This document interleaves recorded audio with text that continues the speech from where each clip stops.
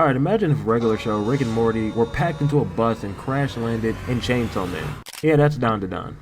It's unhinged, it's explosive, it's horny, and somehow has emotional depth and AMV set to Rod Wave's most depressing song. When it's dropped, I knew I had to tap in, and now that the anime is almost done with season 2, yeah, I had to finally break the show down. Dandadan is one of those rare animes that feel like a fever dream and a comfort show at the same time. It's fast, loud, chaotic, soulful, and it rides the line between brilliance and breakdown so well, you start to wonder if that line ever existed at all. So what's it actually about? Dandadan follows Momo Ayase and Okarun, two awkward teens who beef over whether ghosts or aliens are real, and then accidentally prove both exist by getting dragged into a supernatural world of cursed relics, interdimensional aliens, kaiju trauma, and the most disrespectful grandma in anime history. The tone? Thick mob psycho energy, Chainsaw Man absurdity, Jujutsu Kaisen stakes, and Rick and Morty pacing. But emotionally, it's regular show. Pure chaos held together by heart. You'll go from screaming, "Ayo, what?" to saying, "Wait, why am I crying?" That's Dandadan. Now let's talk about the characters, because they carry this story. Momo's a W female lead. Loud, spiritual, but always 10 toes down. Okarun starts off soft-spoken, stuttering nerd, until he unlocks literal lightning powers and hits a character arc so hard, it sounds like boss music. And Granny Psycho? That's my ball. There's one scene where she just laid out watching TV and Momo walks in. The animators let the camera linger a little too long. Jesus, boy. They really didn't have to draw that old lady like that. Then there's Turbo Granny, who's walking around talking to people like the Bush in that one episode of Adventure Time with the clown nurses. Like she wasn't even fighting for real. She occasionally popped up to violate Okarun. Don't burn it now, Grimby. Hush. I ain't gonna burn it, little dumb bitch. Now the villains? Weird, grotesque, perfect. Every design is something you'd expect to see on a cursed Tumblr post from 2013. Some side characters could have used more time, but honestly, Momo, Okarun, and Granny are the show. And every time Granny Psycho shows up, because the motion in this anime is unreal. From the moment Okarun starts fighting, you just know somebody's already making an AMV to Stronger by Kanye West or Dreams and Nightmares. It's gritty when it wants to be, expressive always, and stylish without even losing clarity. The gross stuff still fun to watch. The clean shots, instant wallpaper material.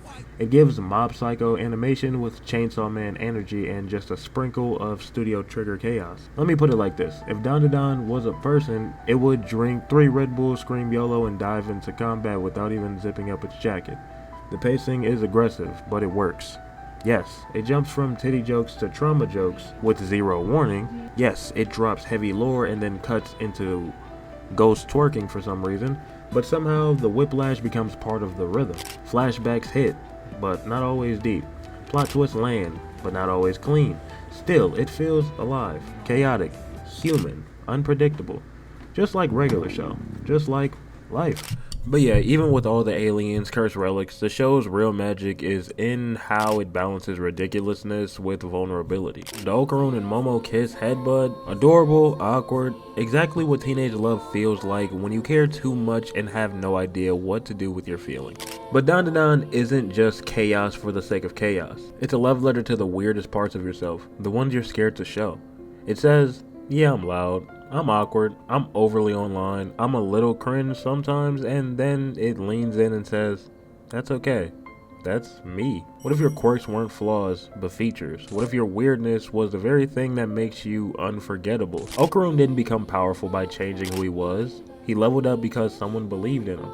Momo didn't water herself down to fit in. She doubled down and became unstoppable. You don't have to erase yourself to be loved. You just need to amplify your truth. Your quirks, your chaos, your vibe might be the very thing that helps someone else feel less alone. And who knows, maybe you'll be somebody's Turbo Granny.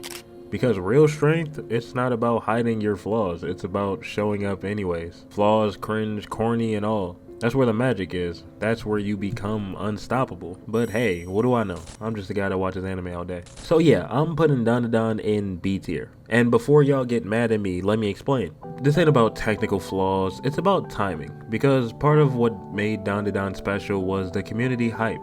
TikToks, fan art, cosplays, memes, we all watched it together, laughed together, got traumatized together. That shared chaos, it hit different. If you binged it late, you might have missed that. And that's why, for me, it's not an A or an S. It's still a great show though. And Granny Psycho, still my MVP, my GOAT, My ball. But of course, if you've seen Dandadan, drop your favorite moment down in the comments below. And if not, catch up before someone spoils everything. And I've procrastinated this video so long that I'm pretty sure season 2 just finished like a week ago.